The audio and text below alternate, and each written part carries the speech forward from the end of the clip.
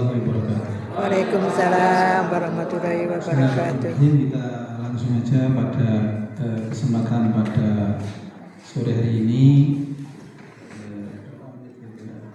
Ada tanya jawab juga, kurang lebih 30 menit.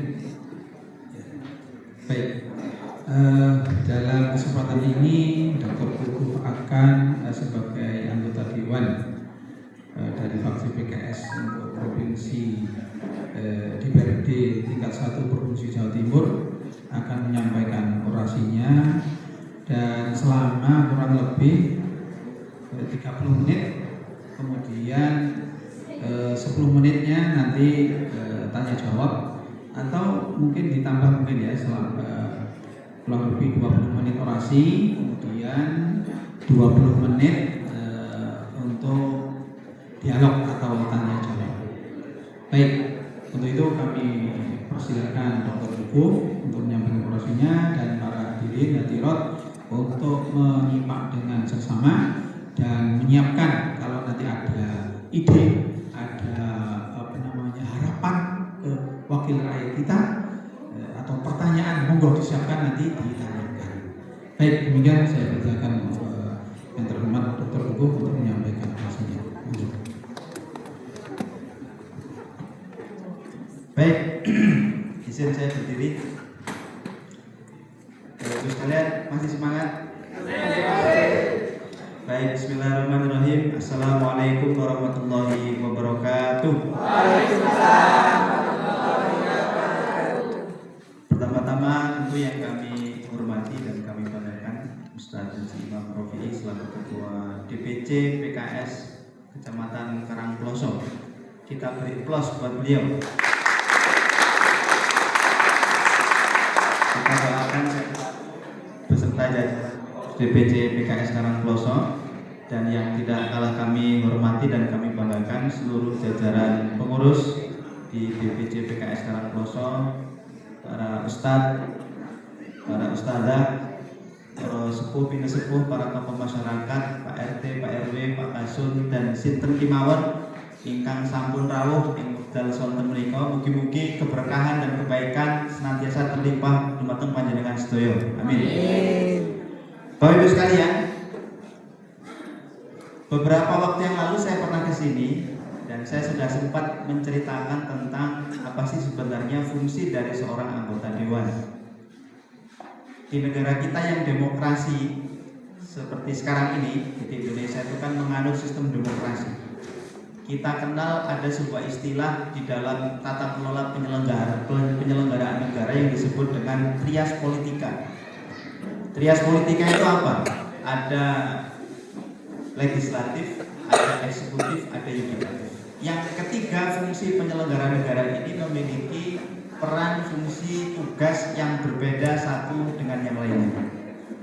Secara sederhana, Bapak Ibu sekalian, yang namanya eksekutif itu bisa dikatakan sebagai sebuah institusi penyelenggara negara yang mereka memiliki kuasa pengguna anggaran. Jadi yang dimaksud dengan kuasa pengguna anggaran itu berarti, Bapak Ibu sekalian, kalau di Provinsi Jawa Timur itu APBD-nya kurang lebih 29 triliun setiap tahun, kurang lebih ya, naik turun 29-30. Maka yang punya kewenangan, yang punya hak, yang punya secara mandatoris secara undang-undang menggunakan anggaran 29 triliun itu yang disebut dengan eksekutif. Kalau di level nasional, APBN kita kemarin disahkan dinilai 3.600 triliun, maka yang punya kewenangan untuk menggunakan anggaran 3.600 triliun itu Presiden, Wakil Presiden beserta seluruh jajaran kementeriannya. Kalau di level kabupaten, karena kita tinggalnya di Kabupaten Malang, APBD-nya kalau tidak salah 3,8 triliun, maka yang memiliki kewenangan secara undang-undang yang menggunakan anggaran APBD uang negara itu adalah Bupati, Wakil Bupati, dan seluruh jajaran organisasi perangkat daerah. Nah, mungkin panjenengan tanya, lantas apa Pak fungsinya seorang anggota DPR itu? Bapak Ibu sekalian, secara fungsional yang sebagaimana diatur di dalam undang-undang, seorang anggota legislatif itu tugasnya terkoridori oleh 3 hal. Yang pertama ada fungsi legislasi, yang kedua fungsi penganggaran, dan yang ketiga fungsi pengawasan. Irisannya di mana, Bapak Ibu sekalian? Di setiap tahun pemerintah itu mengajukan membuat yang namanya proposal anggaran. Jadi kayak tahun 2026 ini kan awal-awal, maka gubernur, wakil gubernur beserta seluruh jajaran organisasi perangkat daerah mereka menyusun proposal anggaran yang akan digunakan pada tahun 2027.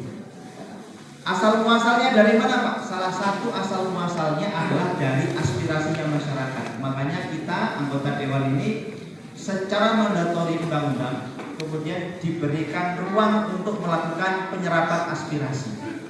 1 tahun itu kita 3 kali, Bapak sekalian. Jadi setiap 4 bulan sekali kami DPRD Provinsi Jawa Timur secara mandatori undang-undang diperintahkan untuk bertemu dengan masyarakat melakukan penyerapan aspirasi masyarakat.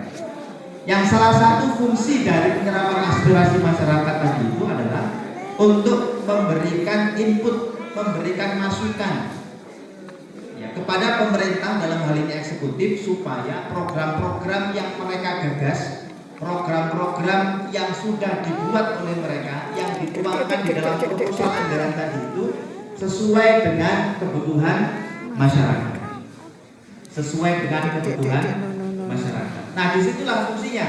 Makanya ada fungsi penganggaran. Fungsi penganggarannya DPR itu apa? Mulai dari meneliti proposal anggaran yang dibuat oleh eksekutif, menelaah sampai pada level menyetujui proposal yang dibuat oleh eksekutif. Nah, setelah disetujui oleh DPR, baru kemudian anggaran, alokasi anggaran yang sudah disahkan tadi itu, kalau di provinsi senilai kurang lebih 29 triliun tadi itu boleh digunakan, boleh dimanfaatkan, boleh diimplementasikan oleh pemerintah provinsi. Sama juga di nasional juga demikian, di kabupaten juga demikian. Nah, setelah disahkan, lalu kemudian ada fungsi yang ketiga namanya fungsi pengawasan. Bapak Ibu sekalian, di dalam mengawal setiap rupiah yang tadi sudah disahkan oleh DPR yang akan digunakan oleh eksekutif ya di dalam implementasi program-program di tengah-tengah masyarakat, maka tentu setiap rupiah yang mereka keluarkan, yang dikeluarkan oleh eksekutif itu harus berdampak pada mewujudkan kesejahteraan, keadilan sosial, dan kemakmuran di tengah-tengah masyarakat di seluruh aspek, kesehatan, pertanian, perkebunan, ya, sumber daya alam, ya, ketenaga kerjaan, sosial kemasyarakatan, pemberdayaan perempuan, olahragaan dan kepemudaan, semua harus berdampak karena kesemuanya itu menggunakan anggaran penerimaan dan belanja daerah atau APBD atau uangnya masyarakat, uangnya rakyat.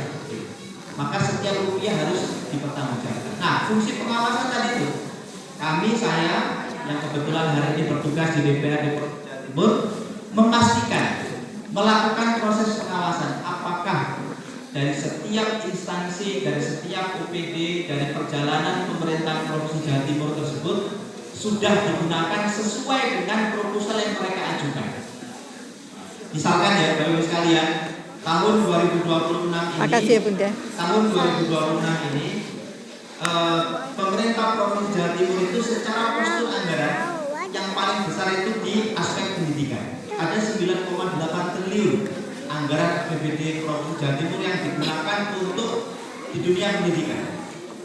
Yang itu meliputi 777 sekolah SMA negeri, SMK negeri dan SLB, dan sekitar 3.400-3.500 sekolah SMA, SMK swasta di seluruh Jawa Timur. Jadi uang APBD tadi itu 9,8 triliun tadi itu digunakan untuk seluruhnya proses pendidikan. Nah, oleh karena itu dituangkan di dalam proposalnya tadi untuk BPOBP, yang biaya penunjang operasional pendidikan, setiap siswa dikasih 110.000. Nanti dikali berapa siswanya di sekolah tersebut. Yang salah satu fungsinya adalah untuk penguatan proses belajar mengajar. Yang salah satunya adalah untuk menambah honorarium gurunya. Ya, tentu hari ini kan salah satu permasalahan yang fundamental itu adalah gaji guru, terutama guru di sekolah-sekolah swasta. Itu betul apa enggak? Kita masih banyak menjumpai gaji-gaji guru ini masih di bawah standar kelayakan, bahkan masih banyak yang digaji di bawah 500.000. Ini tentu menjadi keprihatinan dan ini terus kita dorong, termasuk saya juga yang yang memastikan supaya anggaran BPUPP ini tidak dicoret, supaya anggaran biaya penunjang operasional penyelenggaraan pendidikan ini menjadi bagian yang terus diberikan kepada seluruh sekolah SMA SMK di seluruh Jawa Timur yang jumlahnya hampir 4.200 lebih. Nah, Bapak Ibu sekalian, disitulah fungsi kita mengawal, mendorong sampai memastikan bahwa setiap yang sudah dianggarkan tadi itu benar-benar berdampak. Api. Misalkan di aspek yang lain, ya, tahun kemarin di tengah-tengah di menjelang akhir tahun, kebetulan saya juga mendapatkan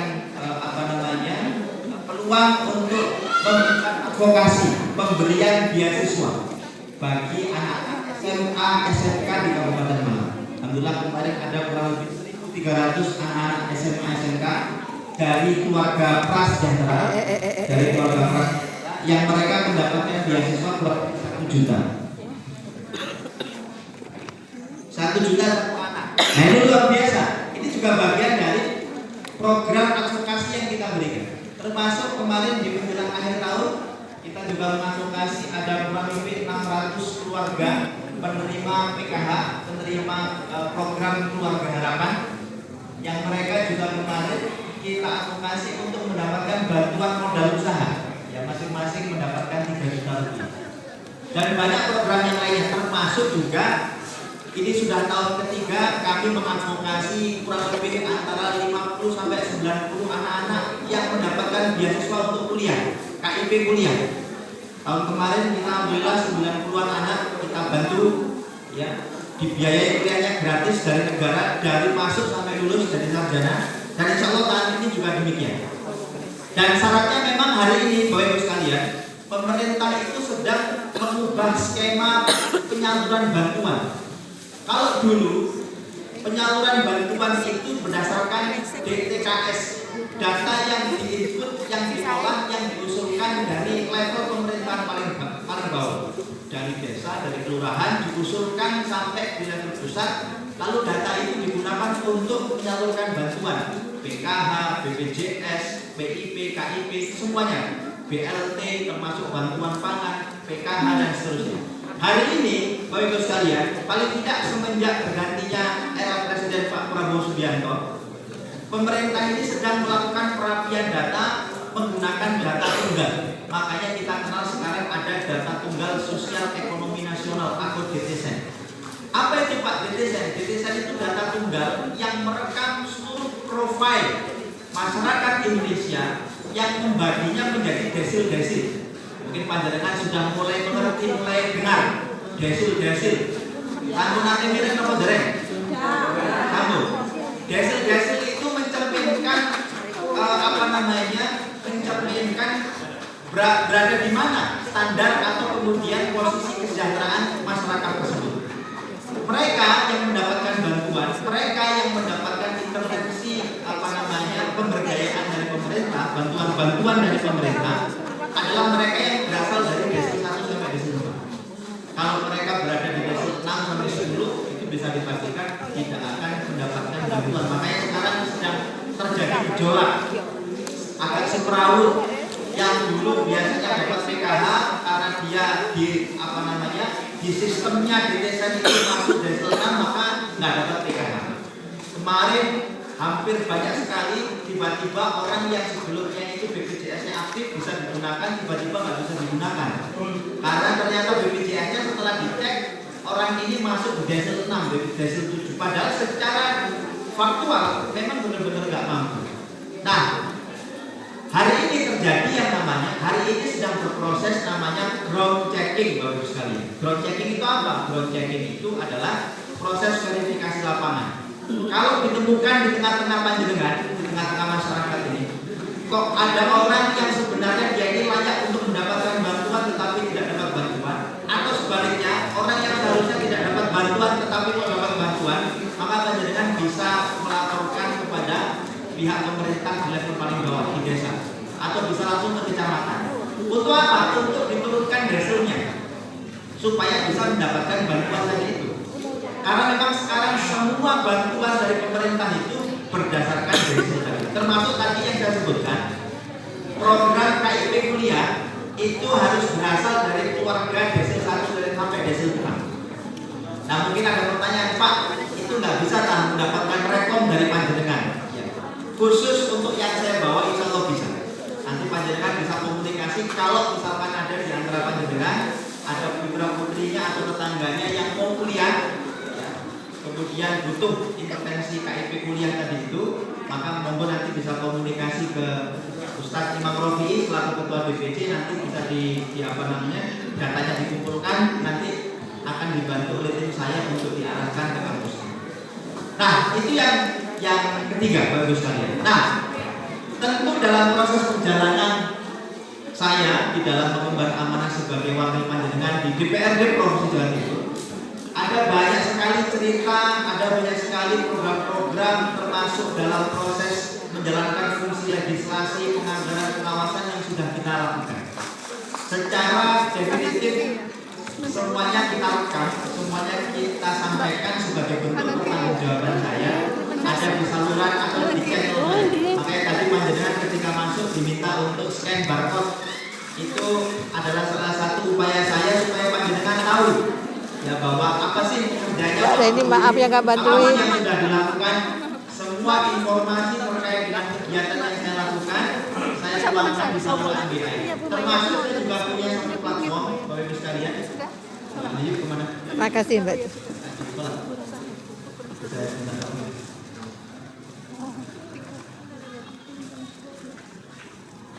Saya punya satu platform Bapak Ibu sekalian.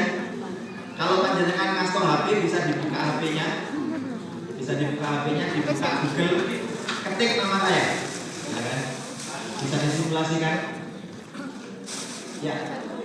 Panjenengan bisa buka Google, ketik nama saya, nanti di situ akan muncul ya. Buku Pamungkas, begitu nanti akan ada satu link website namanya buku-pamungkas.com. Bisa diklik Mas. Nah di situ Bapak Ibu sekalian sudah ada profil saya. Jadi panjenengan kalau belum kenal atau tetangganya ada yang belum tahu, tinggal dibuka ini saja. Pak Buku itu siapa? Bisa diklik.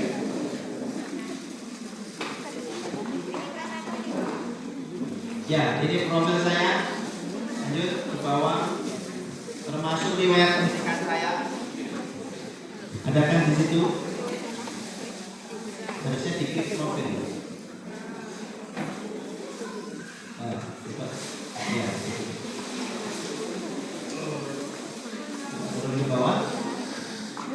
Nah di situ riwayat pendidikan saya dari SD sampai S3. Insya Allah ijazahnya asli. Ijazahnya asli, ada di rumah, aslinya di rumah. Tidak masuk jaminan. Semuanya asli, termasuk sertifikasi yang saya punya semuanya ada. Kemudian di situ juga ada Bapak Ibu sekalian gagasan, ya, link gagasan.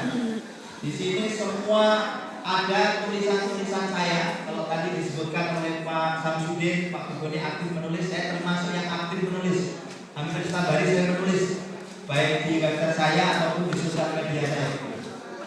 Di sini ada berita Bapak Ibu sekalian. Coba diklik yang berita saja. Kamu klik gagasan.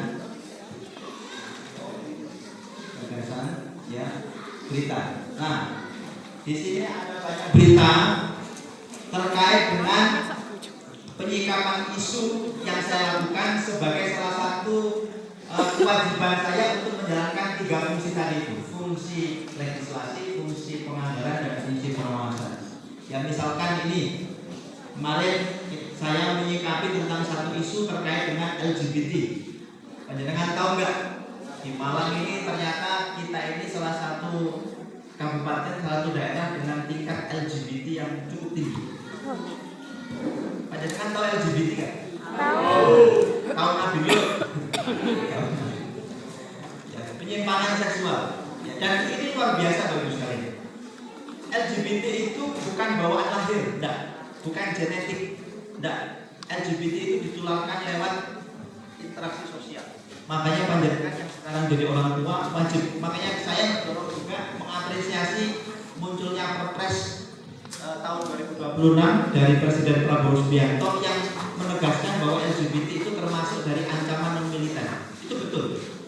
Kalau LGBT ini di ranah sosial kemasyarakatan kita itu semakin menumpuk, semakin menggelinding, semakin membesar, gelombangnya semakin banyak, yang mengkampanyekan semakin banyak, ini menjadi kerawanan sosial bagi anak-anak kita. Anak-anak kita tiba-tiba kok jalannya melambai. Nah ini sudah harus kita ini kan. Ini luar biasa. Sekarang ini menjadi salah satu faktornya apa? Ya, memang Kota Malang ini kan aglomerasi Kota Malang Raya itu kan tempat pusatnya pendidikan. Ini yang menjadi salah satu pintu masuknya. Makanya kemarin saya mendorong kepada Pemprov ataupun Pemkot Malang untuk membuat satu rancangan peraturan daerah yang fokus memberikan mitigasi terhadap rumah-rumah kos. Ya, salah satu pintu masuknya kan di situ. Sekarang ini kan anak-anak pertanyaannya kalau mau kos itu kan luar biasa. Di sini bebas nggak? Itu terjadi. Ya, saya punya rumah kos di Ladang itu. Dulu laris sekali, sekarang udah nggak ada yang mau kos di situ. Karena pertanyaan selalu itu, bebas nggak? Ya, mereka cari yang bebas. Dan di situ kan pintu masuk terjadinya hal yang seperti ini. Meningkatnya orang dengan HIV/AIDS di Kota Malang, termasuk juga meningkatnya orang yang dengan penyimpangan seksual LGBT tadi. Makanya perlu ada sebuah adanya peraturan daerah yang kemudian di situ itu mengatur bahwa seluruh rumah kos itu harus diatur. Ya paling tidak Satpol PP itu harus melakukan sidak selama dalam rentang waktu tertentu untuk melihat, memantau legalitas terhadap rumah-rumah kos itu. Apakah yang kos itu sudah benar? Apakah yang kos itu tidak melakukan penyimpangan seksual dan segala macam? Ya termasuk diatur, harusnya diatur. Tidak boleh campur antara perempuan dan laki-laki. Ini saya yakin perlu diatur. Karena kalau tidak diatur ini akan menjadi bencana sosial. Lanjut, Mas. Yang lain. Nah, misalnya lagi Bapak Ibu sekalian, kemarin saya juga menyikapi terkait dengan pengangguran. Pengangguran ini di Kota Malang, di Malang Raya juga semakin banyak.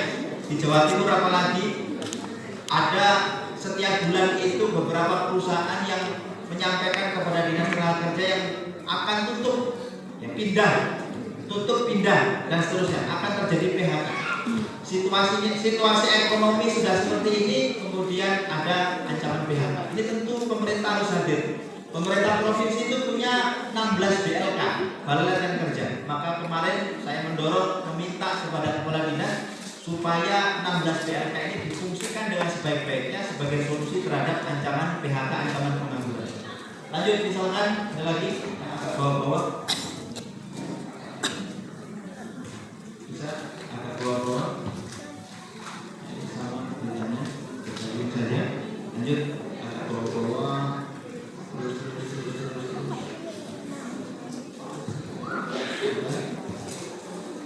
Lanjut terus. Saya bilang berhenti jangan berhenti.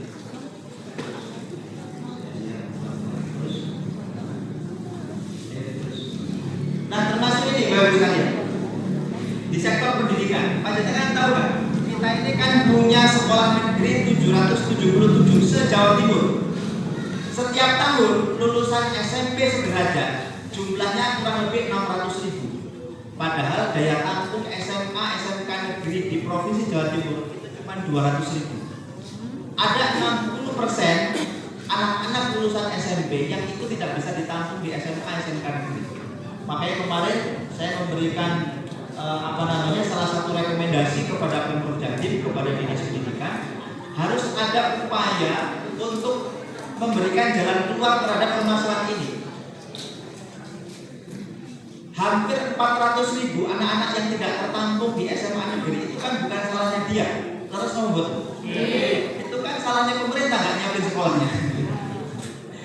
Makanya saya kemarin mendorong harusnya pemerintah Provinsi Jawa Timur ini pada saat rapat dengan kepala dinas pendidikan, harusnya pemerintah harus hadir memberikan beasiswa kepada anak-anak yang tidak tertampung di sekolah negeri, yang mereka datang ke sekolah swasta, masuknya gratis, seragamnya diberikan, seluruh buku-bukunya juga kemudian diberikan. Harusnya seperti itu, termasuk juga guru-gurunya. Ya, guru-gurunya juga kemudian kesejahteraan. Makanya kemarin Bapak Ibu sekalian, salah satu upaya kami itu terus mengawal dana BPUPP, biaya penunjang operasional penyelenggaraan pendidikan. Ini salah satu biaya yang dikeluarkan atau anggaran yang dikeluarkan oleh APBD Provinsi Jawa Timur untuk sekolah-sekolah swasta. Ya, satu anak itu dapat, kalau nggak salah bisa diklik nggak ya? Klik new tab kan? Ya, BPUPP SMA di Jawa Timur.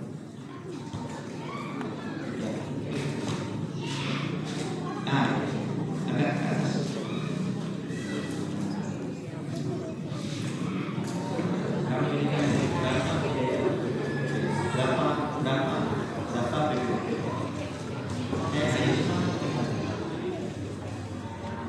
Ini setiap anak itu dapat 70 hingga 75 ribu. Baik, ini kan lumayan ya. Setiap anak itu dapat 70 sampai 75 ribu. Nanti dikali jumlah anaknya di SMA itu berapa, lalu kemudian ditransfer ke rekening sekolah. Yaitu salah satunya untuk tambahan ya, supaya anak-anak sekolah ini tidak terlalu terbebani. Termasuk juga untuk guru yang mereka mengajar di sekolah-sekolah swasta. Nah, itu salah satu yang kemarin juga kita kawal supaya itu bagian yang memberikan kontribusi terhadap kita di Jawa Timur. Lanjut ke yang tadi, Mas. Ya. Nah, mungkin lanjut. Bawa. Nah, ini kemarin bagus sekalian kita di fraksi PKS pada saat rapat paripurna memberikan sikap pandangan umum terkait dengan laporan pertanggungjawaban pemerintah Provinsi Jawa Timur atas penggunaan anggaran tahun 2025. Jadi pemerintah itu setiap tahun memberikan laporan pertanggungjawaban untuk apa uang yang sudah disahkan, yang sudah diberikan, digunakan untuk apa, dan hasilnya seperti apa. Nah, salah satunya kita setiap fraksi, kebetulan kemarin saya mewakili dari fraksi PKS menyampaikan pandangan kita, mengkritisi kira-kira apa yang kurang, apa yang harus ditingkatkan, dan bagaimana ke depan rekomendasi kami kepada pemerintah Provinsi Jawa Timur. Jadi kita menyoroti terkait dengan defisit APBD, dan kemudian infrastruktur, kemudian juga belanja pegawai, termasuk honor terhadap guru-guru yang hari ini masih sangat jauh sekali dari kata kesejahteraan. Lanjut, Mas, misalkan bawa lagi, terus, ya, langsung, terus. Banyak ya, Bapak Ibu, panjenengan nanti bisa buka sendiri di rumah. Jadi hampir setiap hari ada berita tentang saya di media online. Ini tadi yang saya tampung sudah, terus naik lagi. Terus.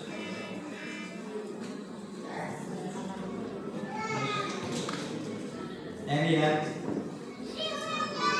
Terus. Ini coba.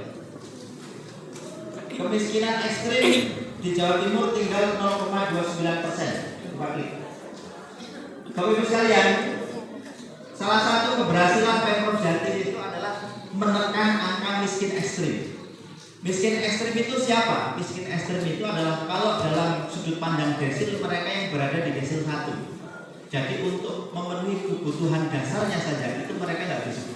Nah, pemerintah Provinsi Jawa Timur bisa menekan sekian persen sehingga tinggal 0,29%. Nah, ini menjadi bagian yang cukup bisa diapresiasi karena memang pemerintah Provinsi Jawa Timur ini saya kurang paham apakah karena gubernur ini dulu Menteri Sosial begitu, lalu kemudian sekarang Menteri Sosialnya juga dari Jawa Timur, juga sama-sama pengurus di PBNU, sehingga memang concern untuk isu-isu sosial kemasyarakatannya cukup tinggi, sehingga salah satunya adalah menekan angka kemiskinan ekstrim. Panjenengan mungkin belum ada yang tahu skema pemerintah itu di dalam penanggulangan kemiskinan itu ada 3, Bapak sekalian. Yang pertama dengan mengurangi beban.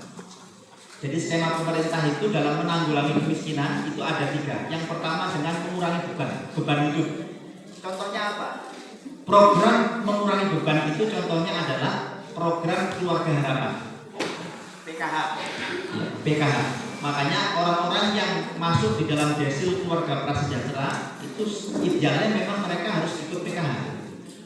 PKH, kemudian yang sekolah dia dapat PIP, KIP, kesehatan dia ditanggung BPJS PBI, baik APBN ataupun APBD, ya, gratis, tidak perlu membayar premi setiap bulan. Lalu kemudian termasuk juga bantuan langsung tunai dan seterusnya. Jadi secara kebutuhan mendasar dia sudah ditanggung oleh negara, ya, ditanggung oleh negara. Sekarang sudah ada juga lagi sekolah rakyat, ya, sekolah rakyat, ada sekolah Garuda dan seterusnya.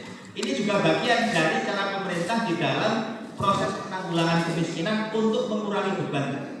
Jadi bebannya dikurangi dengan apa? Diberikan bantuan. Bantuannya bentuknya apa? Macam-macam. Kalau di kesehatan ada BPJS, kalau di pendidikan ada PIP, KIP.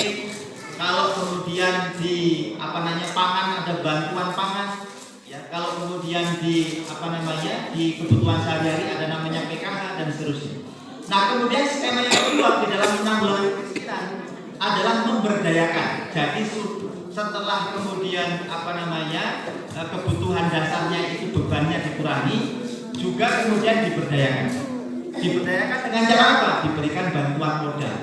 Makanya kemarin saya ceritakan tadi, saya tahun kemarin yang mengadvokasi kurang lebih sekitar 600 keluarga untuk diberikan bantuan, ya, untuk meningkatkan skala ekonomi tadi. Masing-masing keluarga mendapatkan 3 juta. Kalau sudah skala usahanya, wirausahanya bertambah, aksesnya kemana Pak? Itu bisa ke bank miliknya pemerintah Provinsi Jawa Timur. Provinsi Jawa Timur punya bank Jatim, punya bank UMKM yang memang didedikasikan untuk masyarakat yang sedang bertumbuh skala ekonominya. Makanya sekarang pemerintah itu sekalian ada namanya graduasi kemiskinan, wisuda kemiskinan. Ya, kemarin itu dilakukan di Universitas Brawijaya, langsung dihadiri oleh Menteri Sosial. Jadi mereka yang selama ini mendapatkan PKH, lalu kemudian diintervensi beberapa bantuan, ya, menekan mengurangi beban, meningkatkan pemberdayaan, ternyata mereka bisa sampai berhasil, ya. Bisa sampai berpenghasilan yang layak dan mampu untuk menghidupi keluarganya. Nah, mereka diwisuda supaya tidak selamanya mendapatkan bantuan, gantian yang lainnya. Lalu yang ketiga, dalam konteks penanggulangan kemiskinan, kalau tadi mengurangi beban hidup, ya, dengan diberikan bantuan langsung, bantuan tunai, bantuan sosial. Lalu kemudian yang kedua diberdayakan dengan diberikan bantuan stimulus, bantuan wirausaha. Yang ketiga dengan pengurangan kantong-kantong kemiskinan. Makanya ada program bedah rumah, ya. Program bedah rumah itu salah satu upaya pemerintah untuk mengurangi kantong-kantong kemiskinan. Ya, jadi sudah beban hidupnya ditanggung, kemudian diberdayakan dengan dikasih bantuan modal, kemudian kantong-kantongnya, rumahnya diperbaiki, jalan infrastrukturnya juga dibangun. Jadi Bapak Ibu sekalian, sebenarnya dalam proses untuk penanggulangan kemiskinan pemerintah sudah sangat luar biasa. Termasuk ini juga bagian dari skema yang terus kita berikan masukan dari DPRD kepada pemerintah Provinsi Jawa Timur, supaya tadi itu setiap rupiah yang sudah dialokasikan di APBD benar-benar tepat sasaran, benar-benar kemudian berdampak bagi hadirnya kesejahteraan, kemakmuran dan keadilan sosial di tengah-tengah masyarakat. Nah, oleh karena itu Bapak Ibu sekalian, sekali lagi ruang pertemuan seperti ini kan tentu tidak bisa dilakukan dalam waktu yang singkat. 30 menit 1 jam bertemu saya dengan panjenengan kan itu tidak cukup. Ada banyak sekali cerita-cerita dan kemudian ada banyak sekali kabar yang seharusnya panjenengan bisa dengarkan dan bisa tanyakan terkait dengan apa sih sebenarnya yang bisa kita perbuat di dalam kita menjalankan peran sebagai seorang warga negara. Namun untuk mempermudah Bapak sekalian, saya punya satu di website saya tadi itu, ada satu kolom namanya kolom aspirasi. Ada satu kolom namanya kolom aspirasi. Panjenengan bisa buka di situ, bisa sampaikan aspirasi 24 jam setiap hari. Tinggal dimasukkan nomor WA-nya di situ, kemudian bisa disimulasi cepat, agak cepat, kirim aspirasi, tulis namanya, alamatnya, nanti langsung ditulis ini aspirasinya apa. Ini penting Bapak sekalian. Kalau tunggu reses seperti ini kan 4 bulan sekali kelamaan. Panjenengan setiap hari ada keluhan, ada permasalahan, sampaikan di situ. ini penting bagi saya gunakan di dalam setiap momen rapat-rapat bersama dengan pemerintah Provinsi Jawa Timur. Rapat bersama memberikan masukan kepada mitra UPD, ya, kepada organisasi perangkat daerah. Ini penting. Makanya panjenengan, partisipasinya panjenengan kami tunggu, kami butuhkan untuk sebagai salah satu bahan bagi saya di dalam menjalankan tiga fungsi tadi, fungsi legislasi, fungsi penganggaran, dan fungsi pengawasan. Dan yang terakhir tentu Bapak Ibu sekalian, kita di PKS ini ada forum-forum yang dilaksanakan secara rutin. Ada forum pekanan, ada forum 2 pekanan, ada forum bulanan. Baik itu ibu-ibu ataupun bapak-bapak tadi sudah disampaikan oleh Ustadz Imam Rofi. Monggo, ini kita semangatkan. Kita panjenengan semuanya yang sudah sering bertemu berinteraksi dengan PKS, panjenengan aktif di PKS. Supaya apa? Supaya panjenengan menjadi orang yang pertama mendengarkan informasi. Ya, mendengarkan informasi terkait dengan bagaimana sih dinamika, bagaimana sih kemudian sikap kita sebagai warga negara, bagaimana sih apa sih yang kemudian bisa diadvokasikan, bisa diaspirasikan kepada PKS, kepada para pejabat publiknya PKS, kepada para anggota dewan PKS, baik di level nasional, di level provinsi ataupun di level kabupaten. Nah, ini tentu penting Bapak Ibu sekalian. Kalau kita terus terhubung, panjenengan sering bertemu setiap pekan, 2 pekan sekali, 1 bulan sekali dengan para pengurus PKS, dengan Ustadz Imam Rofi, dengan Pak Samsudin, dengan siapa saja, dengan ibu-ibu yang tadi tergabung di dalam BPK dan seterusnya, maka ini sangat membantu sekali. Panjenengan akan tahu banyak informasi dan banyak dinamika yang kemudian terjadi hari ini di pemerintahan kita. Harapannya apa? Semakin tidak ada barrier antara para pejabat publik yang sekarang sedang bertugas di legislatif dengan panjenengan sebagai representasi dari masyarakat. Sekali lagi saya mengucapkan terima kasih Bapak Ibu sekalian atas perjumpaan yang sangat luar biasa ini. Tentu ini sebuah perjumpaan yang membahagiakan dan perlu kita syukuri bersama. Dan tentu saya butuh banyak sekali masukan-masukan dari panjenengan semuanya, karena ini momen menyerahkan aspirasi. Monggo setelah ini bisa disampaikan 1, 2, 3 pertanyaan yang ini nanti akan kami teruskan sebagai bahan dari evaluasi ataupun kemudian bahan kami di dalam menata kelola, mendorong, memastikan setiap rupiah anggaran pemerintah Provinsi Jawa Timur benar-benar memberikan dampak bagi kesejahteraan dan kemakmuran masyarakat Jawa Timur. Insya Allah demikian sebagai awal, kurang lebihnya saya mohon maaf. Assalamualaikum warahmatullahi wabarakatuh.